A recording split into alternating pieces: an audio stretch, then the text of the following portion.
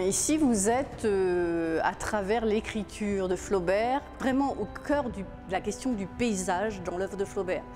Donc, deux artistes, Michel Racine et Béatrice Sorel, se sont appropriés ce sujet et nous ont fait une exposition sur mesure qui permet d'avoir une évocation de la façon dont Flaubert décrivait, écrivait, ressentait le paysage, avec des contradictions, c'est-à-dire quand il était jeune, il imaginait l'Orient, il en rêvait, et quand il s'est retrouvé au bord du Nil, il s'ennuyait de son paysage proche, ce paysage-là, ce paysage que vous pouvez découvrir du haut des jardins, puisqu'il vivait à 10 km à Dieppe-d'Alcroissé de cet endroit. Donc on est vraiment entre ici et ailleurs avec Flaubert. On a ce rapport à le paysage mis en écriture et en forme par Flaubert. Et là, vous traversez les pages de Flaubert et on espère, avec ce type d'exposition, donner envie de rentrer dans l'univers de Flaubert. On appelait cela des ponctuations de paysage. C'est modeste en termes de scénographie, c'est juste un cadre noir en métal sur lequel on a installé un texte. Alors là, on vous propose un point de vue, choisi par encore les artistes.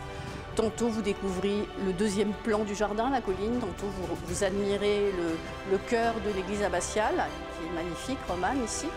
Et vous avez un texte de Flaubert qui vous met totalement à l'opposé. Il vous parle de dromadaire, il vous parle de temple, de péristyle, et ce qui fait que là, ce choc entre ces deux émotions qui faisaient partie de sa nourriture, la Normandie proche d'ici et ses voyages en Bretagne, en Méditerranée, ça fait partie de son univers qu'il partage un petit peu.